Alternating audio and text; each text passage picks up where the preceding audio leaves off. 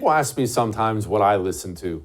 Jesse, what do you listen to? Because I do TV and radio. And I'll be honest with you, I don't listen to a lot of political stuff just because I talk about that stuff all day long. And in my spare time, I prefer history and interesting historical perspectives. Probably my favorite podcast is the MartyrMade podcast. You want to listen to what I listen to? I listen to Darryl Cooper. Joining me now, my buddy Darryl Cooper, who does the MartyrMade podcast. Darryl, I'll tell you something. You said something a while ago that hit me hard. It really, really hit me hard. And I'm paraphrasing here. I'm going to screw it up, so bear with me a moment.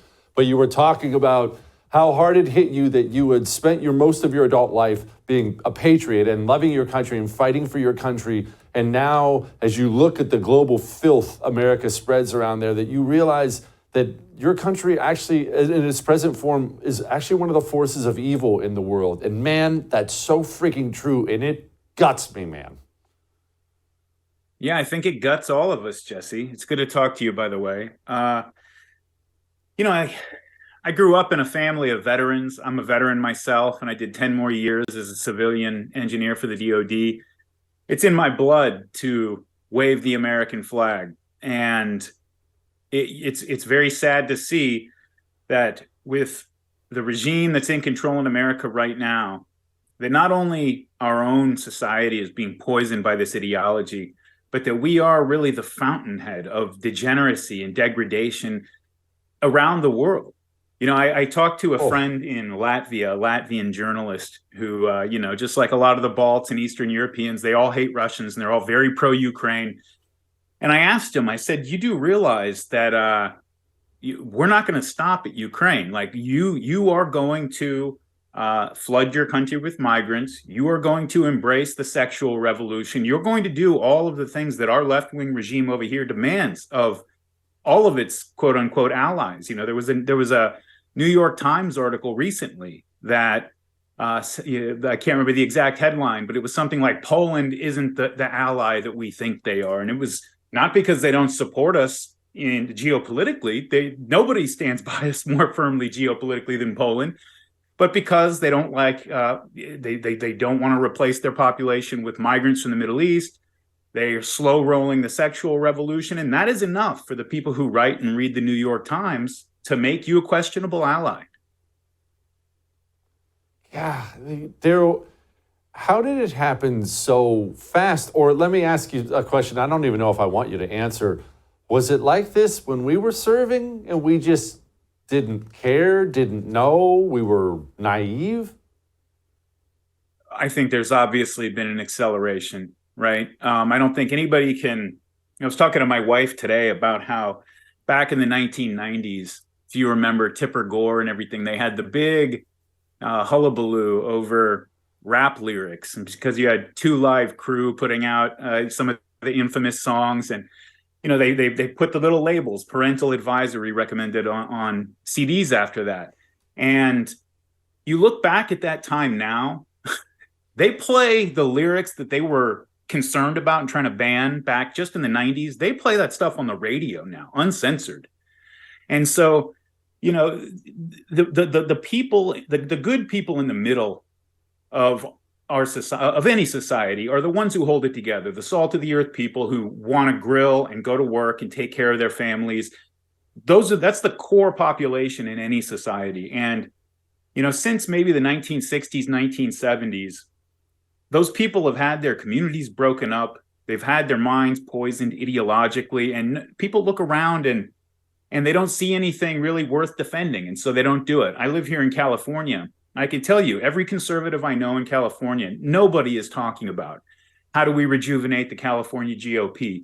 How do we organize to start doing things that we want to do in the local schools? Or everybody is just looking at it in terms of how the hell do I get out of here?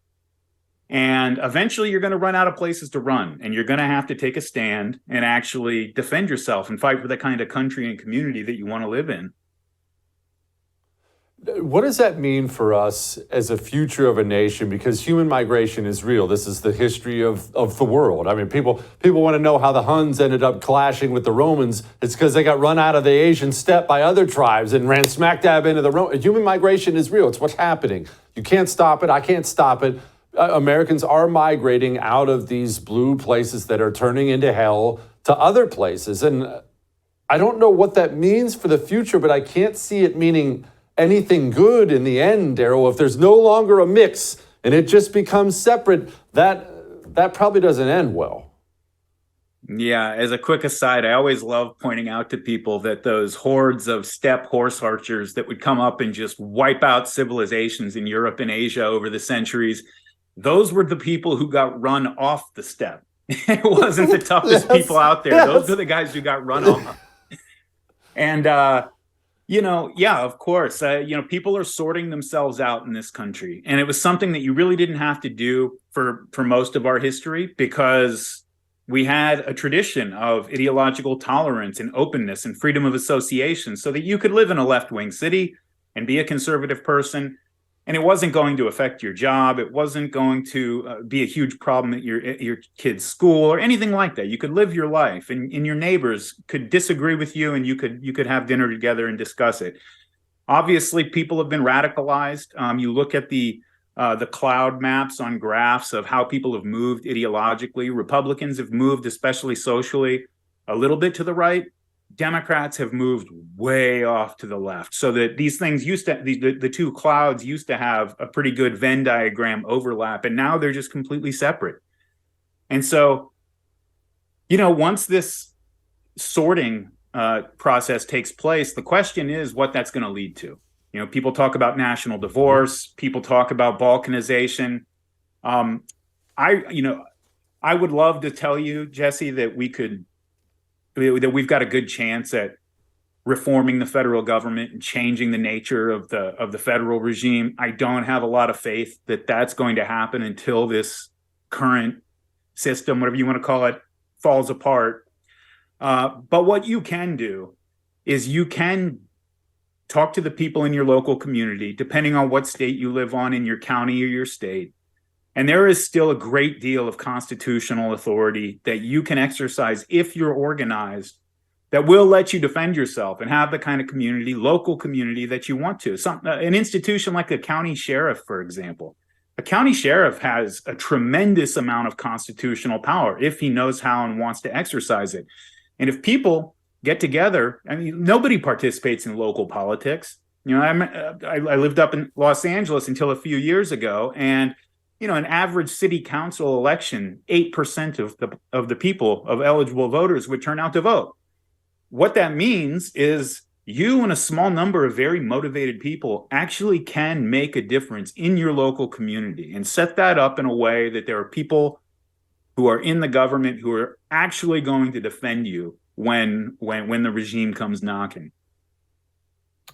Yeah, look, we just recently had a city council election in my town, and I remember showing up to vote on election day, a Saturday. Nobody's working on a Saturday at a church.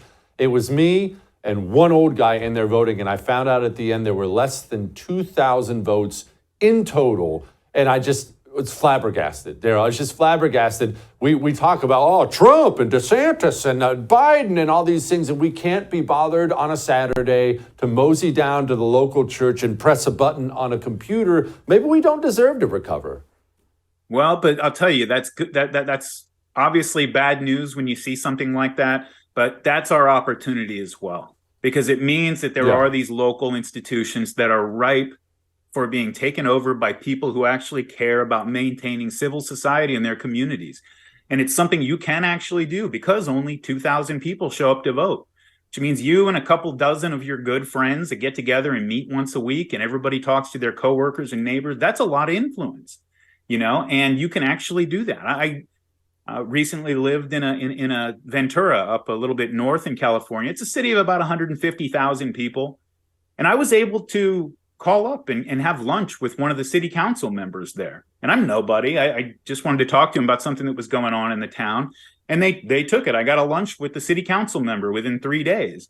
And it was because they never got calls from anybody in the community wanting to have lunch with the person. Nobody's really engaged. And so that does provide an opportunity. Amen. Darryl Cooper, it is the MartyrMade podcast. It's my favorite. Thank you, brother. I appreciate you. Always good to talk to you, Jesse. Thanks. The Anti-Communist Manifesto, a new must-read book from Jesse Kelly. Get your copy today at jessekellybook.com or wherever books are sold.